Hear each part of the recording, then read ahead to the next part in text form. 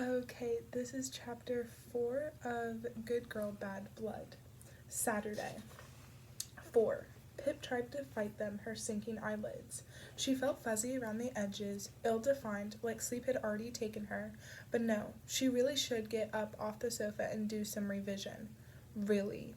She was lying on the red sofa in the living room, in Josh's place apparently, as he kept intermittently reminding her. He was on the rug, rearranging Legos while Toy Story played in the background.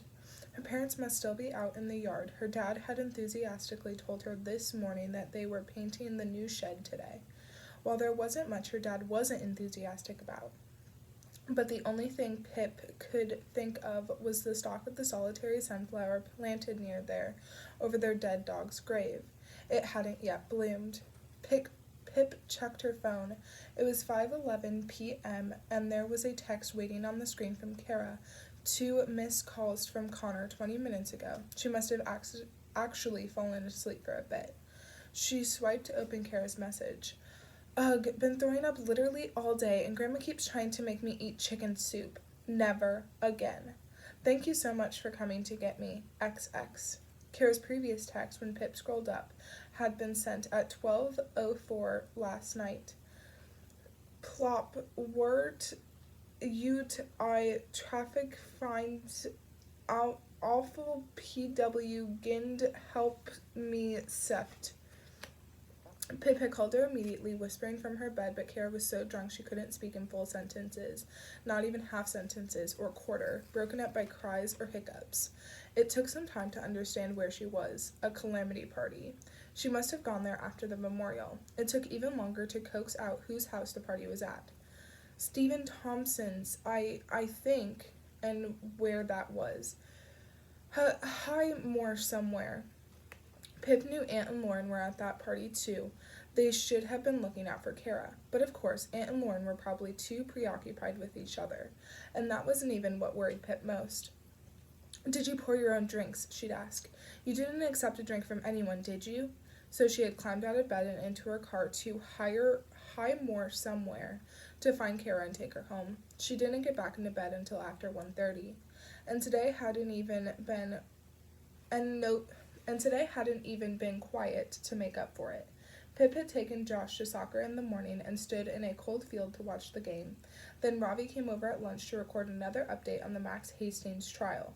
Afterward, Pip had edited and uploaded the mini-episode, updated her website, and replied to emails. So she sat down on the sofa for 2 minutes in Josh's place just to rest her eyes. But 2 minutes had somehow become 22, sneaking up on her.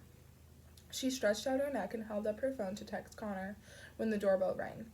For God's sake, Pip said, getting up. One of her legs was still asleep, and she stumbled over it into the hallway. How many freaking Amazon deliveries does one man need? Her dad had a serious next-day delivery addiction. She undid the security chain on the front door, a new rule in their house, and pulled it open. Pip? It wasn't the Amazon delivery guy. Oh, Connor, hey, she said, fully opening the door. I was literally just texting you. What's up? It was only then that she noticed his eyes, the way they somehow looked both far off and urgent, too much white showing above and below the blue.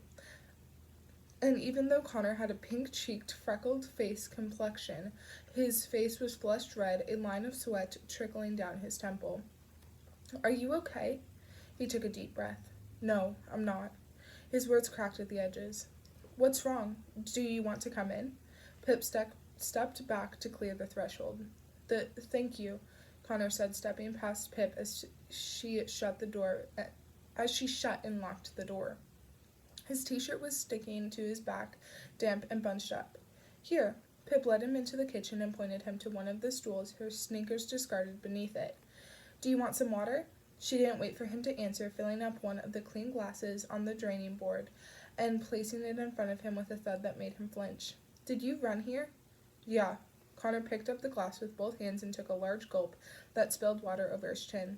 Sorry, I tried to call you, and you didn't answer, and I didn't know what to do other than just come here, and then I thought you might be at Robbie's instead. That's okay, I'm right here, Pip said, sliding onto the seat opposite him. Connor's eyes still looked strange, and Pip's heart reacted, kicking around her chest. What is it? What do you need to speak to me about? She gripped the edges of her stool. Has something happened? Yes, Connor said, wiping his chin on his wrist. He parted his lips, and his jaw hung open and closed, chewing the air like he was practicing the words before he said them. Connor, what? It's my brother, he said. He's missing.